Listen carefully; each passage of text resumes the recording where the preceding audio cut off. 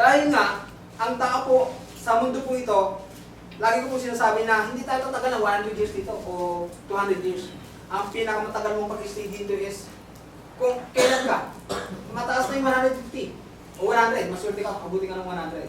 Pero uugod-ugod na po tayo nun. Ang pinakamataas na stay natin, ang lifespan ng ayon sa pag-aaral ay 70. Ang lifespan ng mga Pilipino po. Yun yung pinakamatagal na stay natin dito. Ang pinakatirahan natin is either hell or heaven. Paano tayo makakapunta dito sa kalangitan? Sundin natin. Kailangan nating manatili. Ang sabi dito sa Matthew 28, dahil dito magsiyaan nga kayo at gawin ninyong alagad ang lahat ng mga bansa na sila inyong bautismuhan sa pangalan ng Ama at ang Anak at ang Espiritu Santo. Yun ang gagawin ng tao upang ikaw ay magkamit ng buhay na walang hanggan. Ito yun. Yung gagawin ng tao. Kailangan mo sumampalataya, magpabautismo, yan yung nilikha ng Diyos. Yan yung tao. Meron pala tayong gagawin sa mundong ito. Meron tayong guide kung paano tayo mabuhay sa mundong ito sa pamamagitan ng Biblia. Yan yung guide natin. Ito yung pinaka-manual natin sa buhay. Ito yung title natin. Pananatili. Yan yung binasa natin sa 1 Corinthians chapter 15, verse 2. Nang sabi ng Apostol Pablo, kailangan mong manatili sa kanyang aral. Sa pamamagitan naman ito, ligtas kayo kung matyagalin yung iingatan ang mga salitang ipinangaral ko sa inyo. Maliban na kung kayo yung nagsasampalataya ng walang kabuluhan. So, may binabanggit si Apostol Pablo dito na merong nagsasampalataya ng walang kabuluhan. Sino-sino yun? Yung mga nag-i-stay lang sa iglesia pero hindi ginaganap yung tinatawag na utos. Kaya nga sinabi ng ating Panginoon sa Kristo, hindi ang lahat na tumatawag sa akin, Panginoon ay maliligtas.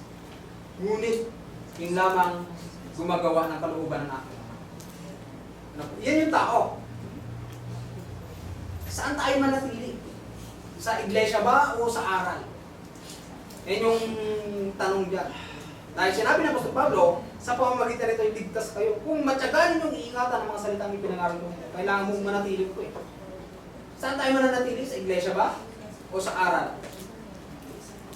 Yes, siyempre manatili tayo sa iglesia. Ngunit, may nananatili sa iglesia, hindi nananatili sa aral. Wala lang. Nasa iglesia ka nga, pero hindi ka gumaganap. Yung tinatawag na sa pag-ibig lang eh. Baka hindi mo kaya ibigin yung kapwa mo eh.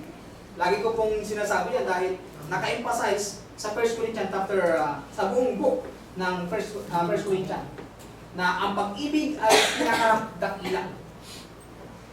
Yan yung sinasabi na nag-i-stay ka sa iglesia pero hindi ka nag-i-stay doon sa tinatawag na aral. May halimbawa dyan sa ang ating Panginoon Kristo. Kung natatandaan niyo yung 5,000 na pinakain ng ating Panginoon Kristo, nung siya po ay nangangaral sa ilang, pinakain niya yung 5,000. Hindi lahat ng mga taong sumusunod sa ating Panginoon Kristo, yung 5,000 na yun. Hindi lahat. May nananampalataya ng totoo sa Kanya. Sumusunod lang yung iba doon dahil mayroong pagkain. Libre. So hindi tunay na pananampalataya ito. So kung sa panahon natin ngayon, yung pangyayari na ito, kung hahatakin natin sa panahon natin ngayon, nag-i-stay ka lang sa iglesia dahil sa pakinabang. Kung walang pakinabang, hindi ka nasasampa. At tunay, nangyayari sa mga iglesia.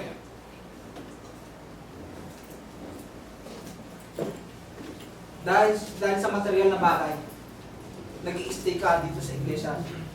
Hindi tunay na pananampalataya yun. Na dapat, kung ikaw ay tunay na Kristiyano at naniniwala sa utos ng Diyos, may pag-ibig na sa kapwa eh. Dapat nagagawa natin. Kahit pa unti-unting pagbabago, simula nung tayo po ay mabautismuhan. Dapat nagagawa natin. Hindi po ako may sabi nun, Diyos na nagmamayari ng buhay mo, ng buhay natin lahat. Siya ang nagsabi nun, hindi po ako. Naging speaker lang kami upang ihatid sa inyong mga tenga ang mensahe po na ito. Aral. Siyempre, kung mananatili ka sa iglesia, dapat manatili ka sa aral. Dalawa po yan. Ang sabi diyan, kung mananatili ka sa iglesia, dapat manatili ka sa aral. At ang nananatili sa aral ay manatili sa iglesia. So dapat intact ang dalawa na yan.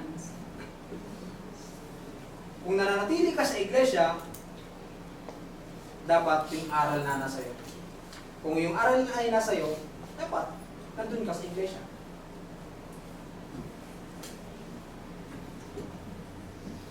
Kung alam mo yung aral, at sinusunod natin, yung pagbabasa lang ng Biblia eh.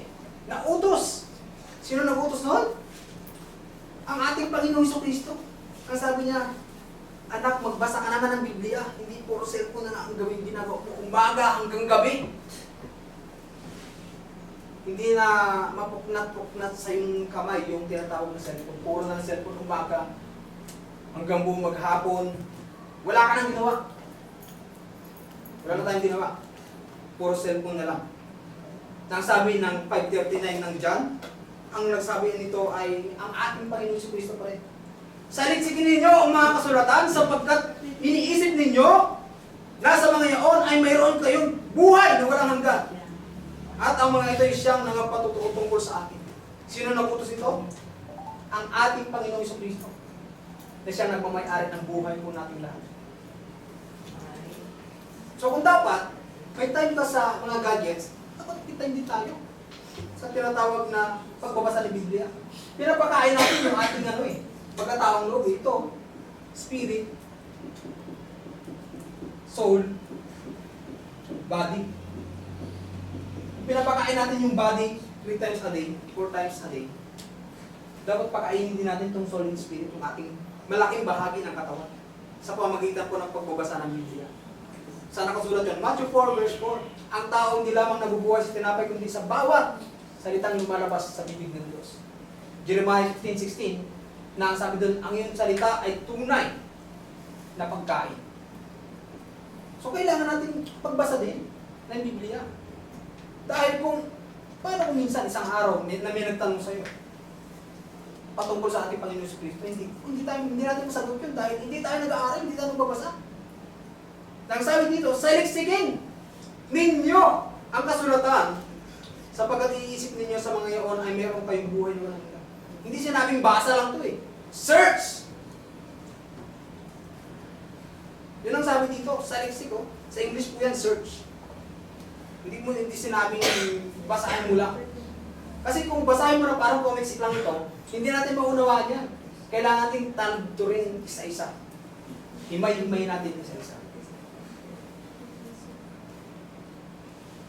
Ano ba yung sinabi ng Apostol Pablo? Na kailangan nating pananatilihan. Ano ba yung mga aral na sinabi niya? So, ito yung bagay na to sa 1 Corinthians 15 verse 2. Himay-himayin natin. Na sinabi dito, sa 1 Corinthians chapter 1 verse 10, sana po ay may mga darating kayong Biblia upang kayo din mismo, tayo ay makasumpong ng tinatawag na katotohanan na nagmumula sa banal na kasulatan. 1 Corinthians chapter 1 verse 10. Ang sabi dito, ngayon pinamamanin ko sa inyo, mga kapatid. So sinasabi niya, pinamamanin ko sa inyo mga kapatid. Sinasabi ko sa inyo mga kapatid, sabi niya doon sa iglesia ng mga taga-Korinto. Nasa pamamagitan ng pangalan ng ating Panginoong Jesucristo, na kayong lahat ay mga salita ng isa lamang bagay, na huwag magkaroon sa inyo ng pagkakabahabahagi. Ito yung merong pagkakaalitan po na nangyayari dun sa iglesia ng Corinto po eh. Na merong sumbong, may problema sa iglesia ng Corinto, kaya sumulat si Apostol Pablo. Ang sabi niya, bakit merong pagkakabahabahagi dito sa lugar na ito? Yan yung sinabi ng Apostol Pablo na yung mga aral na dapat huwag natin gawin.